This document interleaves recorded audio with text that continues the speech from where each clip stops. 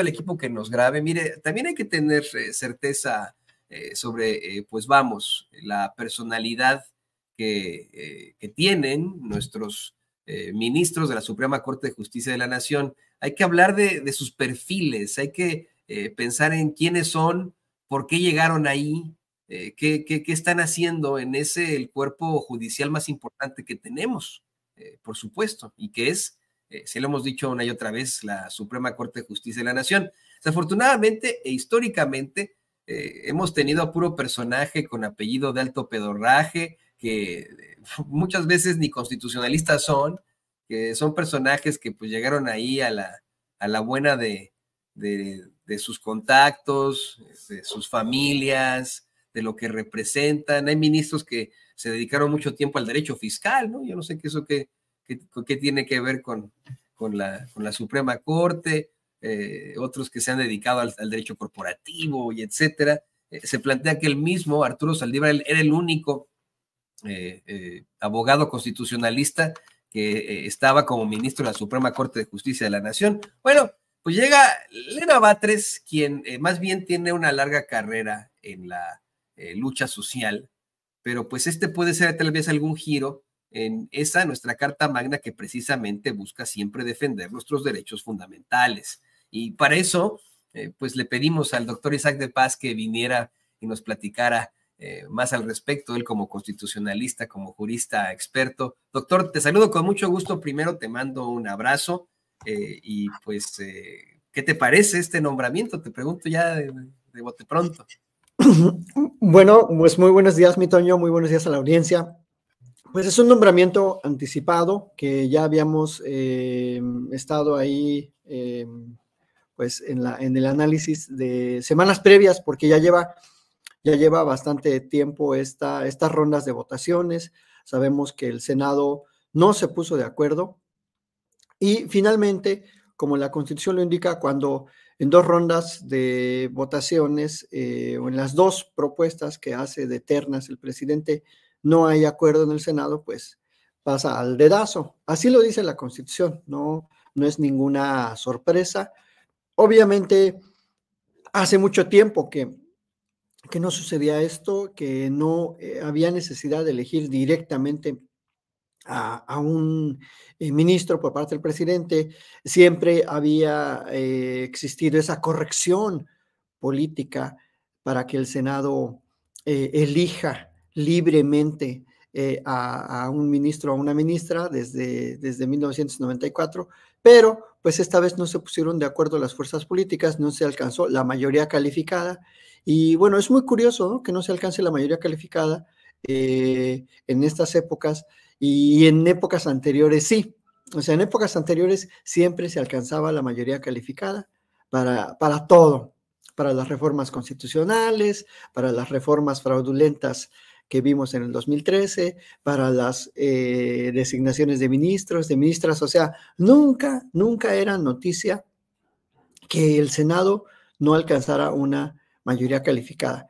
¿Por qué será? Bueno, pues ya lo hemos venido analizando, atestiguando, ¿no? Porque había moches, había corrupción, había lana de por medio, prácticamente eso era. Y ahora con este nombramiento de Lenia Batres, pues llega un perfil ciertamente de izquierda, ciertamente cercano a una de las familias de la tradición política de la izquierda mexicana, muchos años de militancia en el PRD. Martí Batres pues es un líder político indiscutible de la izquierda mexicana.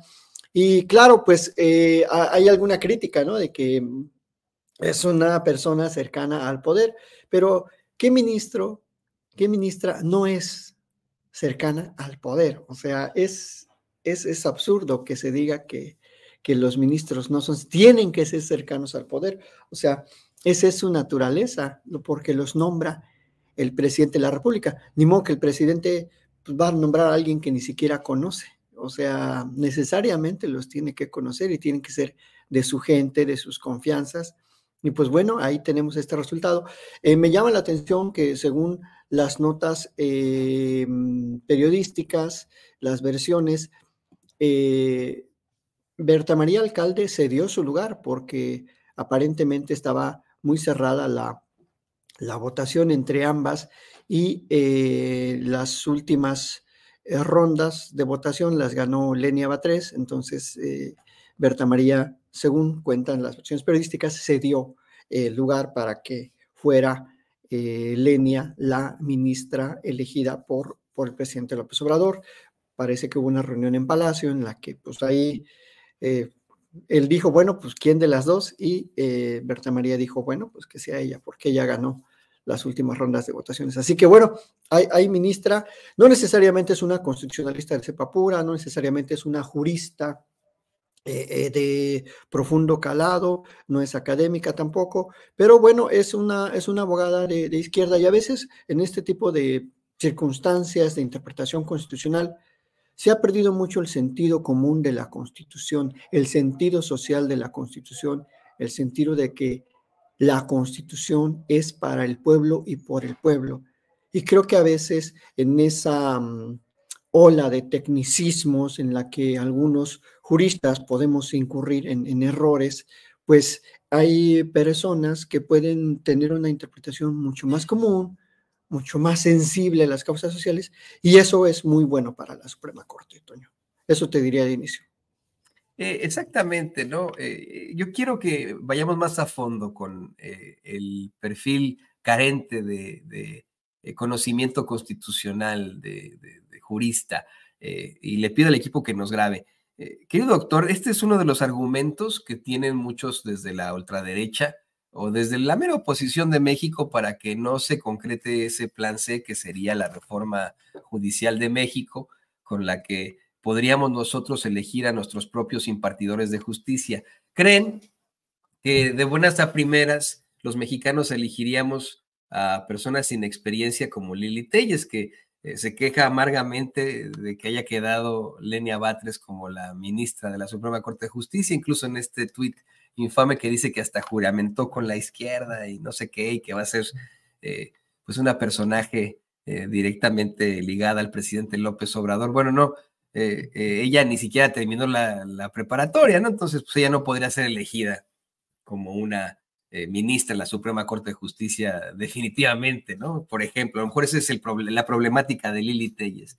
Pero hablando ya de ese plan C, de esa probable reforma judicial, en caso de que se consiga finalmente esa mayoría calificada en las cámaras, ¿habría la posibilidad de que se exija que los ministros de la Suprema Corte de Justicia sean efectivamente constitucionalistas? Porque, ok, tenemos una Lenia Batres que no es constitucionalista, que es una abogada incansable por los derechos humanos y etcétera, que así es como yo justifico su participación en la Suprema Corte de Justicia de la Nación.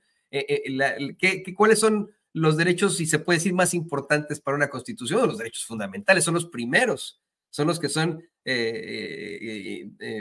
inamovibles, ¿no? Es siempre, a lo mejor por ahí, pero se tendrá que exigir que todos los ministros y ministras de la Suprema Corte de Justicia sean verdaderos juristas, no solamente sean abogados, sino verdaderos juristas y constitucionalistas. Yo creo que sí. Sí se puede, Toño. En la Corte es bueno que haya perfiles distintos, pero sí se requiere que todos tengan ese conocimiento constitucional de dos cuestiones básicamente, de las competencias constitucionales de los órganos del poder y de los derechos humanos. Algunos son más especialistas en derechos humanos y otros quizás en el conocimiento de las relaciones de los órganos del poder.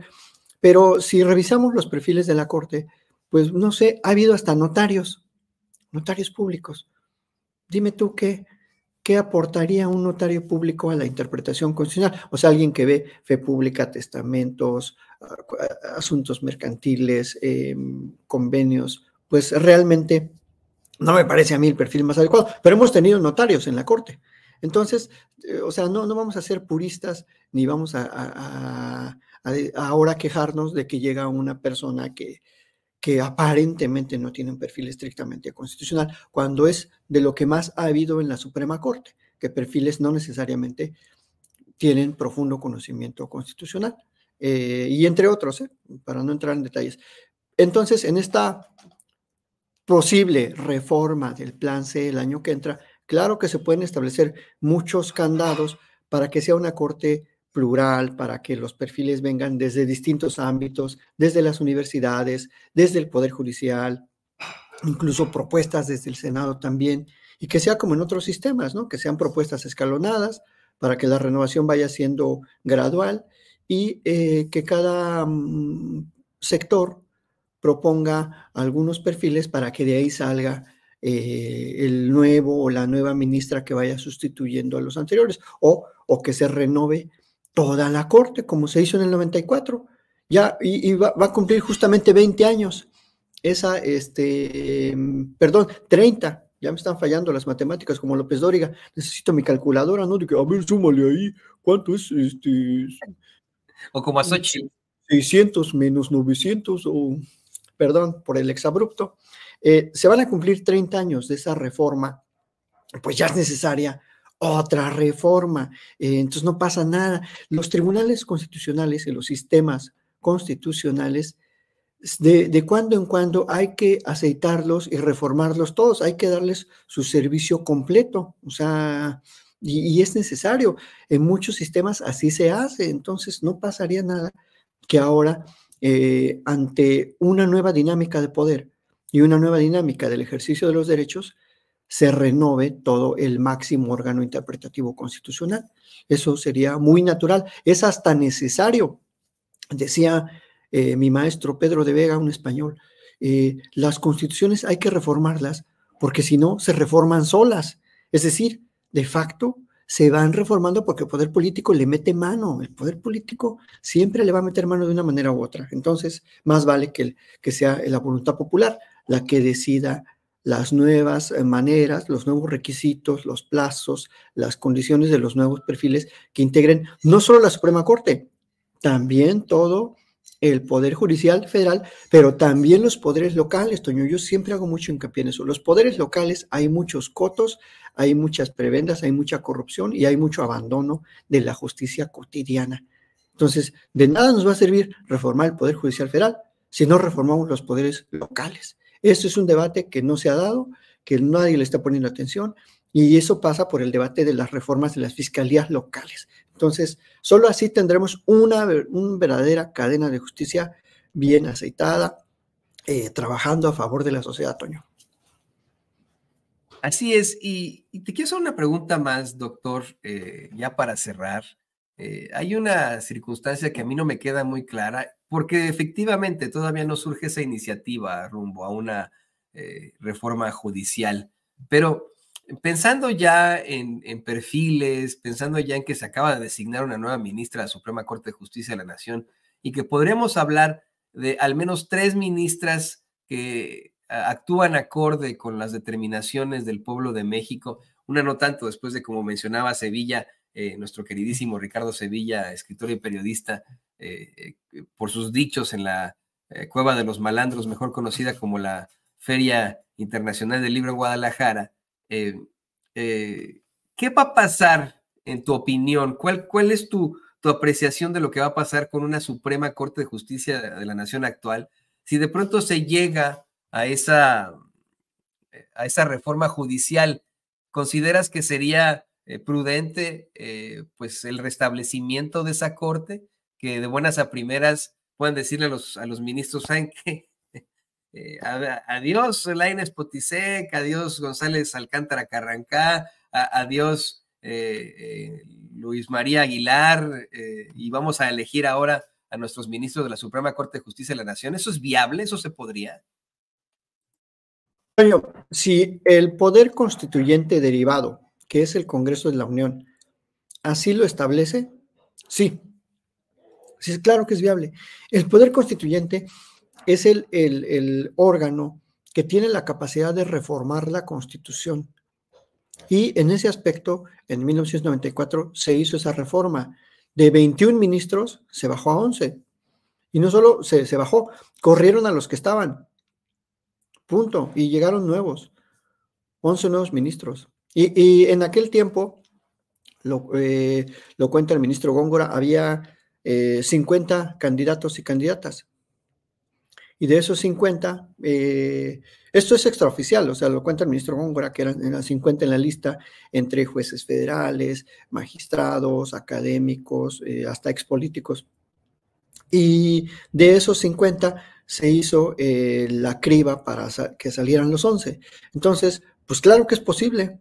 Si el constituyente así lo establece, si decide el constituyente renovar íntegramente la Corte, hasta le van a dar las gracias a estas 3 ministras que acaban de nombrar. No, no hay ningún límite. El poder constituyente, los únicos límites implícitos que tiene es la forma de Estado, el federalismo, pues los derechos humanos no se pueden suprimir, ¿verdad? No puede un constituyente quitar los derechos, no puede quitar la forma de Estado, no puede quitar la división de poderes, pero en cuanto a al Poder Judicial no hay una cláusula pétrea, no hay nada como decimos los constitucionalistas, no hay ninguna cláusula eterna que nos ate a siempre tener una corte de 11 ministros y ministras. Entonces, pues claro que se puede. Obviamente hay que poner bien las reglas de juego, hay que ver cuáles van a ser esos perfiles, como te digo, cómo se va a ir renovando y cuánto van a durar, aclarar cómo van a ser sus estipendios, todo lo que ahora está, digamos, en predicamento. En cuanto al Poder Judicial, hay que aclararlo bien en esa reforma constitucional. Pero si es reforma en la Constitución, se puede de un plumazo quitar todos. Se puede hacer una sala constitucional especializada, una sala constitucional electoral, para quitarle también ese coto de poder que tiene la sala superior del Tribunal Electoral de interpretar y resolver las grandes disputas electorales en última instancia. Y bueno, se pueden hacer cosas interesantes que ya existen en otros lugares. No estaríamos como siendo muy innovadores. O sea, esto ya existe en el derecho constitucional comparado. Nada más que a veces luego los constitucionalistas mexicanos pues no tienen miras hacia otros lugares y solo ven nuestra propia constitución, que la del 57, que la del 17, y piensan que eso es lo máximo, que no hay otra cosa distinta. Pero en otros sistemas funcionan muy bien distintas jurisdicciones o una jurisdicción concentrada. Por ejemplo, en Estados Unidos no hay jurisdicción electoral. Lo resuelven las Cortes Supremas de los estados y punto. Y si hay alguna otra disputa, lo resuelve la Suprema Corte y ya. Y no tienen salas electorales y tribunales especializados con un gasto pues multimillonario que no sirve para nada. Y aquí, en cambio, en cada estado hay tribunales electorales y luego una sala regional. Tenemos 5 salas regionales y luego una sala especializada en la Ciudad de México y luego una sala superior. Entonces, se requiere una reforma integral a todo eso, Toño. Así es, y yo nunca he escuchado de un abogado especialista en derecho electoral acá en Estados Unidos. No es algo que se inventaron, ¿no? Tal vez para pues, seguir ahí teniendo ese tipo de nombramientos y seguir mamando del erario. Bueno, qué bueno que lo dejas claro, doctor. Espero que los legisladores y legisladoras estén tomando nota. Sabemos que ven sin censura.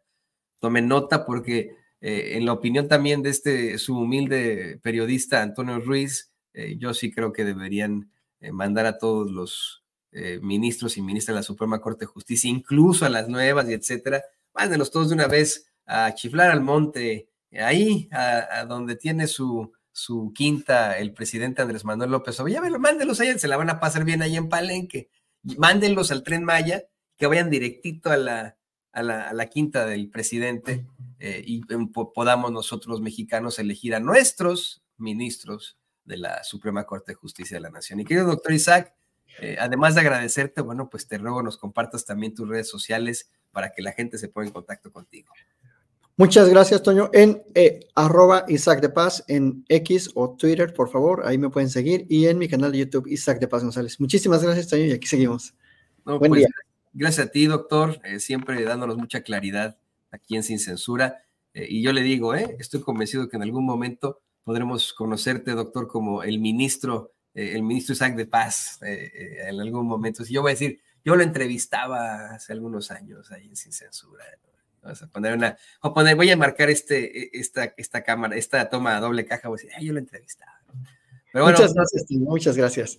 Ahí quedamos, ahí está. Los buenos deseos. Siempre, siempre. El doctor Isaac de Paz, constitucionalista, jurista, aquí en Sin Censura.